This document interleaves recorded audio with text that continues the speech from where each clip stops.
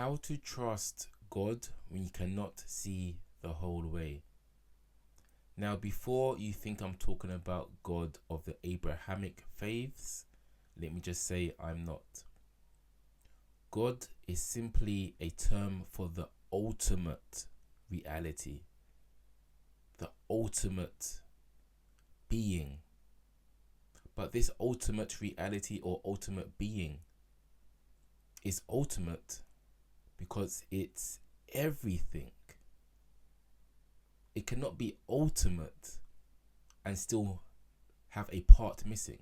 That is to say, it's ultimate, but it's not where the trees are in the park. It's ultimate, yet it's not ultimate because other things exist. It cannot be ultimate, you could say the most powerful, but then again, that limits it by only being powerful relative to meager small humans. Reality is one. Ultimately,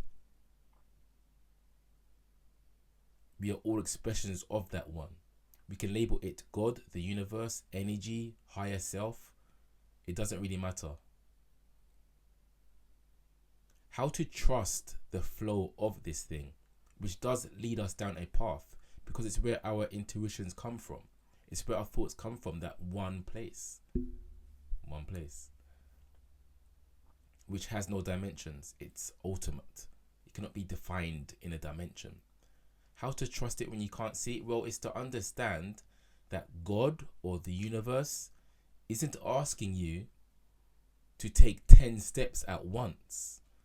How could you do that? I'm just going to take 10 steps at once.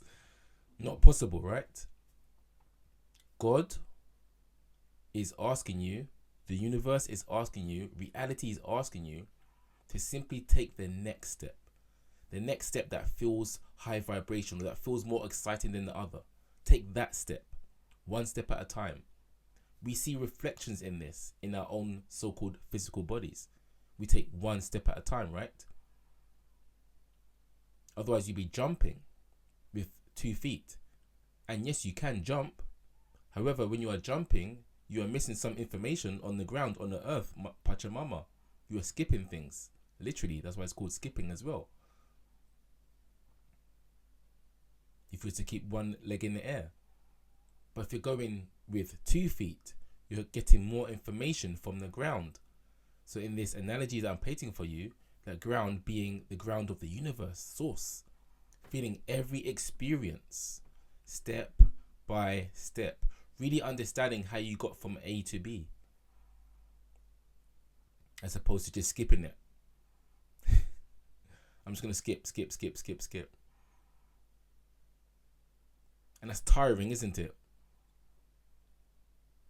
Jumping around all the time, that would be tiring. The universe does not work on tiredness. It's never tired because it's going step by step with the flow of itself. So mimic that. This is why grounding is so good, as in walking on the grass barefoot. You're grounding. You're step by step. You're being present. You're not skipping important information or just information in general. So again, how to flow with the universe, the path when you can't see the way, is understand you're not supposed to see the actual way.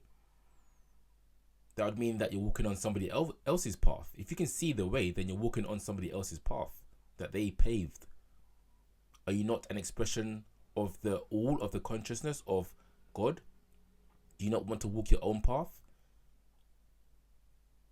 That's why you can't see your path, because it hasn't been made yet. You're not walking down it yet. You haven't finished it yet. You haven't finished it yet. You're still on it. So that's a good thing. You're making your path. That's unique to you. It's unique, beautiful. How can I say it's beautiful without seeing your path? Because if you're walking with the universe or with God, it can only be beautiful. It's only when we get into our ego and trying to work everything out that issues arise, because we're trying to work out the infinite's perspective on what to do next. and we start listening to other people, when really our own intuition, which is the direct connection to God or the universe, and again, we are expressions of that. I'm not saying you yourself is God, no. I'm not saying me myself is God, no. But we are expressions of that same thing, and we can call it God if we want to. It's just a word. It's just a word. Do you think this almighty entity or being or consciousness would be offended by a word? That's insane, quite frankly. I am the almighty. How dare you call me that word? How dare you call me God or not call me God? How dare you? I am the all-powerful. How dare you mispronounce my name? Really? You're all-powerful, but you're in your ego? So, of course, this ultimate reality that we are expressions of cannot be offended by anything. It's simply unconditional love and understanding of the limitations of man.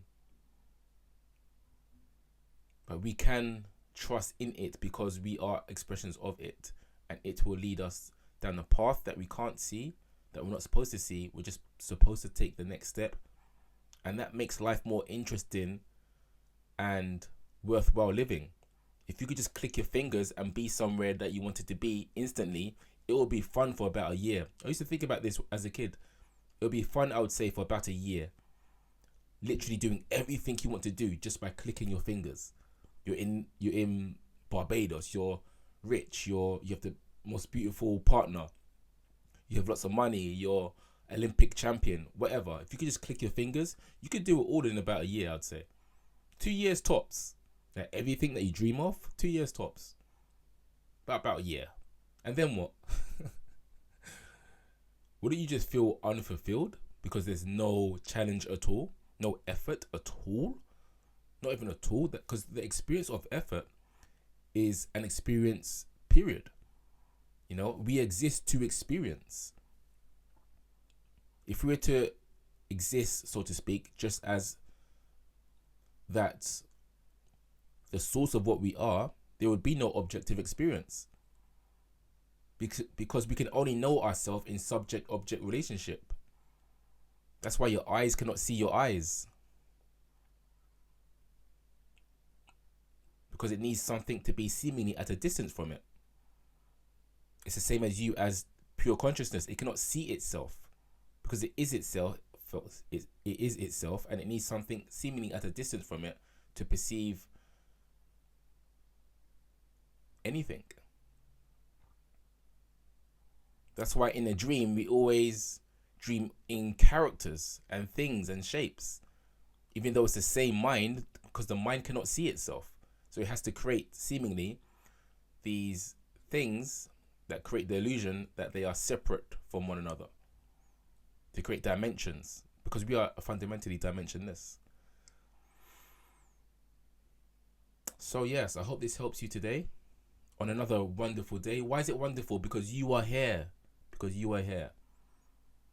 How to trust a path when you cannot see it is to understand that you just need to take the next step. You're not supposed to see the whole path. You're not supposed to take 10 steps at once. You're not supposed to skip. That's tiring. The universe does not work like that. It's not a tired reality. It's flow. So trust the flow. Take every step by step and try to do it based on your passions that give high vibrations and synchronicity, and you will see you are laying the path of the dreams that you wish to achieve. Have a wonderful day, my fellow expressions of consciousness. Take care.